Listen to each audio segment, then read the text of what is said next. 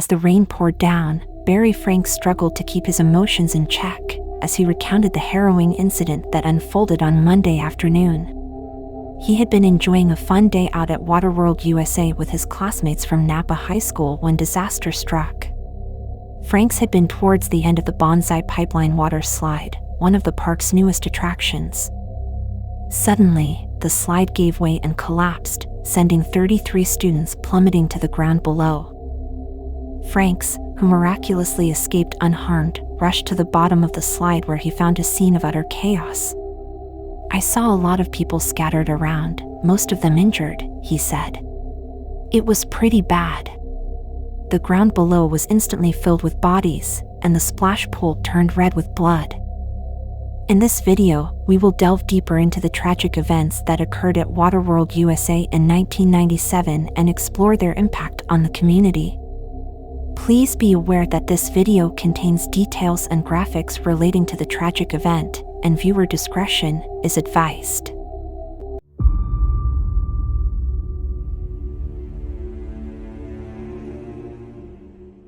On a sunny afternoon, around 3:30 p.m. on June 2, 1997, a group of senior students from Napa High School in California was enjoying their end-of-year trip at Waterworld USA in Concord.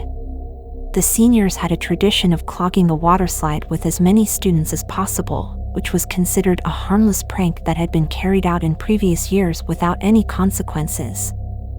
The waterslides at Waterworld USA were elevated on tall supports and intended to be ridden by a single person at a time, with a maximum weight capacity of only 10 people. Despite the lifeguards' warnings, the students ignored them and made their way to the Banzai Pipeline, one of the tallest slides in the park, to execute their plan. They knew that what they were about to do would get them kicked out of the park, so they waited until the end of the day. As soon as they heard the call to return to the school bus, the students hurried to the park's 40-foot tower. Here was the plan: a few would start down one of the meandering slides that emptied into a pool at ground level. Once on the slide, they would grip the sides, holding themselves in place.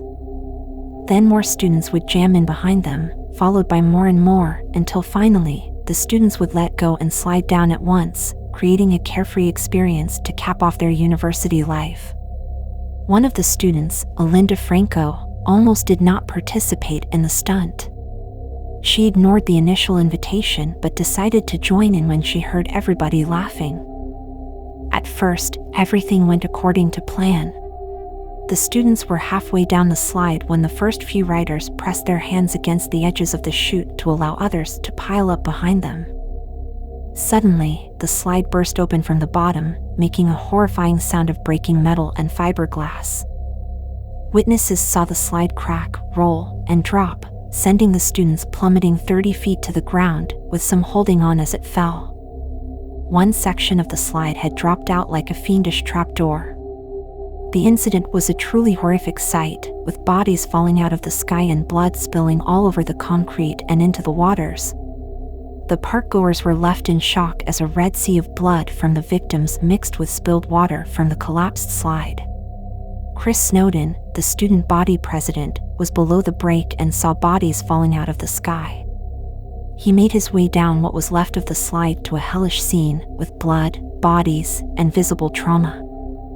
Emergency services rushed to the scene, and rescue crews evacuated the injured to hospitals. Many of them had concussions, broken bones, and were bleeding profusely. Justin Aaron, an English teacher at the school who was correcting papers near the base of the slide, said, "I looked up and saw bodies flying through the air. They were landing in trees, on rocks, and on the concrete. It was like it was happening in slow motion." Out of the 33 students that fell, one of them passed away. Quimby Ghilotti, an 18-year-old student, was the last to go down the slide and hit her head on the concrete, leading to her death on the way to the hospital. After the incident, the park was closed, and an investigation was conducted by the park's management, city inspectors, and police to determine the cause of the slide collapse. Experts examined the slide and concluded that the failure occurred at the first support tower beyond the platform. The cause of the failure was traced back to a metal flange connection that could not withstand the excess weight of the teenagers. The slide was designed to hold a total weight of 1,550 pounds. However, at the time of the failure, the estimated total load was around 6,000 pounds. As a result, the remaining bolts on the fiberglass tube pulled through like a zipper, causing the tube to disconnect from the flange. This sent 30 terrified students plummeting 30 to 40 feet to the ground below. The incident left the community devastated, with flags drooping sadly at half-mast in memory of Quimby Ghilotti outside Napa High School. Despite the tragedy, the school's June 12th graduation ceremony would still take place as planned, and the students who had fallen from the waterslide attended as best they could, some in wheelchairs, and many with casts and mobility aids. The survivors went on to live full lives, but many suffered chronic pain as a result of their injuries sustained in their youth. Jim Jennings, Concord Police Lieutenant, said that Waterworld had been pretty much a trouble-free place since opening in 1995, and that the tragedy was the first major accident he could remember at the park. Parents of the teenagers, including Quimby's, filed a wrongful death suit against the park, claiming that the slide was too weak, and the park security was insufficient to prevent the disaster. Although investigators found no fault, the park paid approximately $4 million to the families affected, with $1.7 million going to Quimby's family. Waterworld General Manager Steve Mayer stated that the guard was unable to control the situation as the teenagers attempted to ride the slide together. It was reported that the lifeguard at the Banzai Pipeline had blown a whistle in a vain effort to prevent the students from clustering on the slide.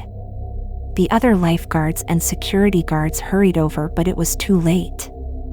Despite the tragedy, Waterworld USA Concord bounced back, and after another season, things softened down.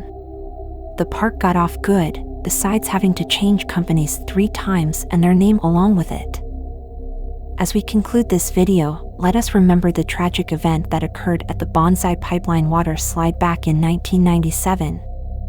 The incident resulted in the loss of one student's life and left many others injured. It serves as a reminder of the importance of adhering to safety regulations and taking responsibility for our actions, especially when it comes to engaging in risky behaviors. Our thoughts go out to the families and friends of those affected by the tragic event, and we hope that by sharing this story, we can all learn from the mistakes of the past and work towards a safer and more responsible future. Thank you for watching, and don't forget to subscribe to our channel to stay up to date with our latest videos. Until next time, stay safe and take care.